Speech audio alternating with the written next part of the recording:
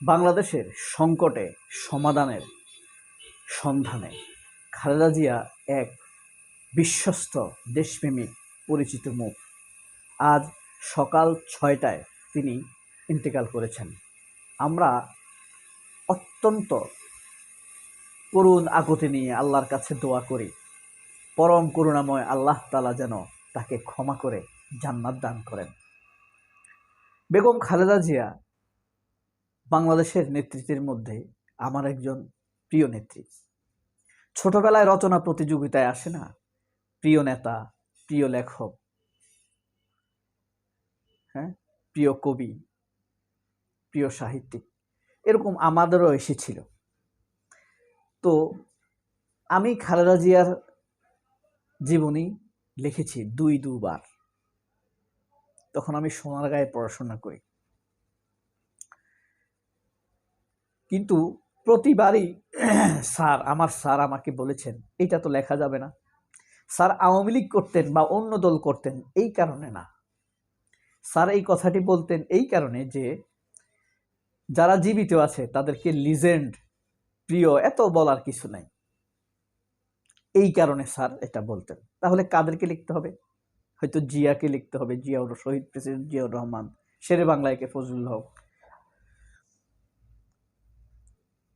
হোসেন শহীদ সোহরাওয়ার্দী, মাওলানা ভাসানী, শেখ মুজিব, এগুলো ছিল প্রেসক্রাইবড রচনা প্রতিযোগিতায় বা প্রিয় নেতা জীবনী লেখার জন্য।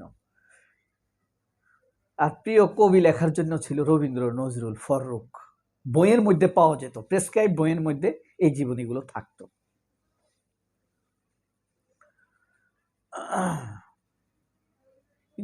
কবিতা মানে প্রিয় কবির ক্ষেত্রে কবি নজরুলেরটাই আমি লিখতাম। কারণ হলো রবীন্দ্রনাথের রচনায় একটা পয়েন্ট বেশি থাকতো, সেটা কি জানেন? সৈনিক জীবন। সৈনিক জীবন। খালেদা জিয়ার জীবনে একটি জিনিস কম থাকতো। সব নেতার জীবন মৃত্যু থাকতো না, যে জন্ম এত সাল, মৃত্যু এত সাল। উপসংহারে এসে মৃত্যুর কথা ডাকা হয় এবং তার জীবনের সেরা অবদানটির কথা স্মরণ করা হয়। তখন আমি দেখতাম যে খালেদা জিয়ার একটি পয়েন্ট কম, মৃত্যুর কথা নেই। যদিও খালেদা জিয়ার জীবনী সংগ্রহ করাটা তখন ছিল দুরূহ।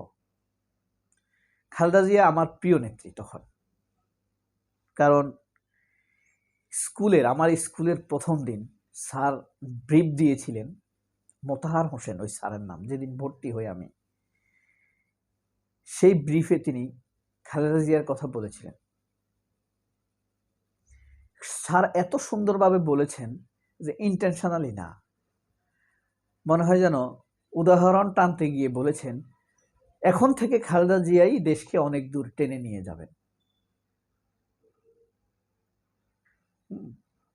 অর্থাৎ তার নেতৃত্বের ধারাবাহিকতা, হোসেন শহীদ একে ফজলুল হক, হোসেন শহীদ সোহরাওয়ার্দী, মাওলানা ভাসানী, শেখ মুজিবুর রহমান, এভাবে তিনি ধারাবাহিকতা টেনেছেন।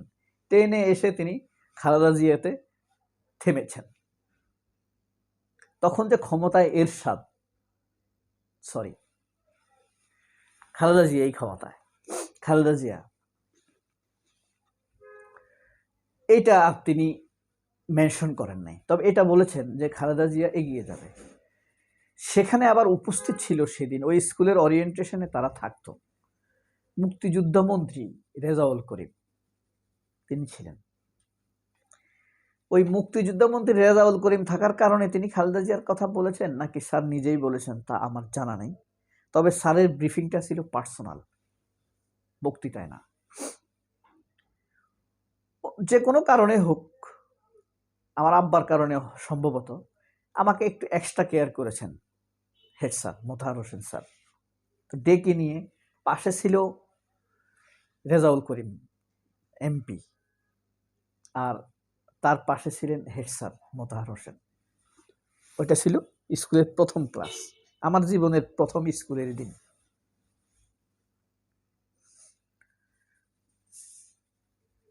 সেই থেকে আরো দুবার অর্থাৎ সেটা তো তখন তো রচনা প্রতিযোগিতার সময় আসে নাই। 6-এ একবার, 7-এ একবার আমি ওনার প্রিয় নেতা হিসেবে ওনার নামই লিখেছিলাম। কিন্তু আমি নেত্রী লিখতাম না, নেতাই লিখতাম।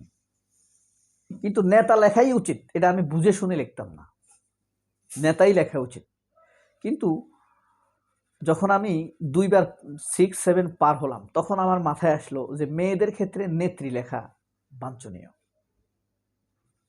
আমি তো ওই কিন্তু স্যার তো আমার কাটে নাই। ঘটনাটা কি, তখন স্যার আমাকে বুঝিয়ে বললেন, খুব যখন অপ্রতিদ্বন্দ্বী লেভেলে কেউ চলে যায়, তখন তার নামের ক্ষেত্রে, সেই নামের গুলার ক্ষেত্রে স্ত্রীলিঙ্গ ব্যবহার করা হয় না। আরো অনেক পেশা আছে যেখানে স্ত্রীলিঙ্গ ব্যবহার করা হয় না ইংরেজির ক্ষেত্রে, যেমন প্রফেসর। এখানে ছেলে মেয়ে বিভাজন করা হয় না এই শব্দের মাধ্যমে, এমন বলা হয় না যে লেডি প্রফেসর। আজ খালেদা জিয়া, সেই খালেদা জিয়া চলে গিয়েছেন। খালেদা জিয়াকে আমি সরাসরি দেখেছিলাম, আমাদের গ্রামের বাড়িতে একবার এসেছিলেন, উঠোনের সামনে দিয়ে হেঁটেছিলেন। আজ তিনি চলে গিয়েছেন। 1945 সালের 15ই আগস্ট তিনি এই পৃথিবীতে এসেছিলেন। সেই থেকে বাংলাদেশে চলে এসেছে। এরপরে তার বাবা বাংলাদেশে চলে আসেন। চলে আসার পর তারা নোয়াখালীতে বসবাস শুরু করেন। দিনাজপুরে অনেকদিন তিনি ছিলেন। দিনাজপুরে তার নানার বাড়ি, মায়ের বাড়ি। তৈয়বা মজুমদার তার মায়ের নাম।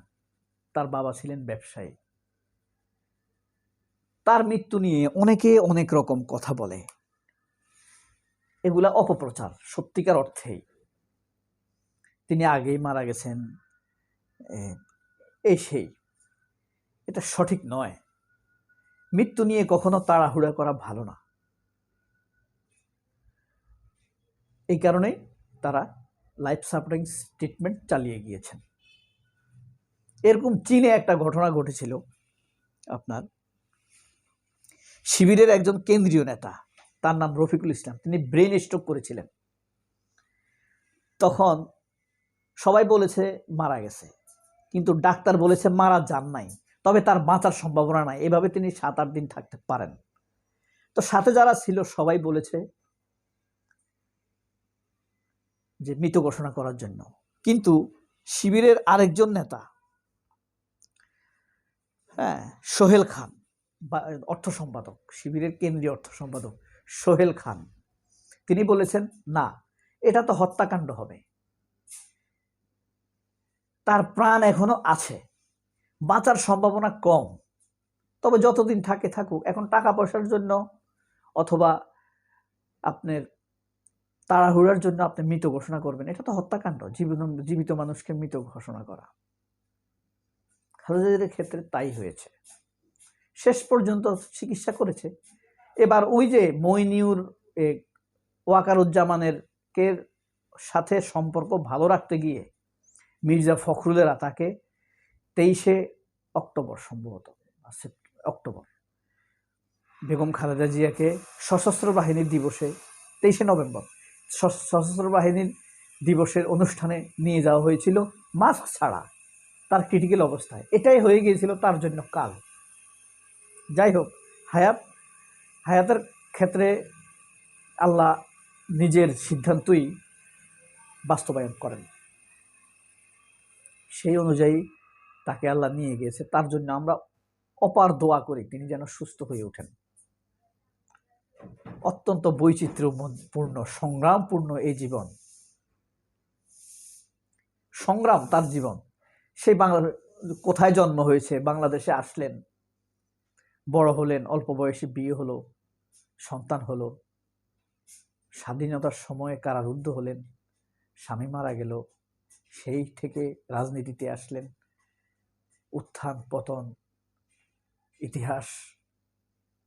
তবে তিনি যে ইতিহাসের একজন অপরিসীম, অপরিহার্য আলোচিত চরিত্র, এতে কোনো সন্দেহ থাকবে না। খুব এই বছর অর্থাৎ এই 25 সালে আমার মেয়েকে আমি হারিয়েছি। সবাই তার জন্য দোয়া করবেন।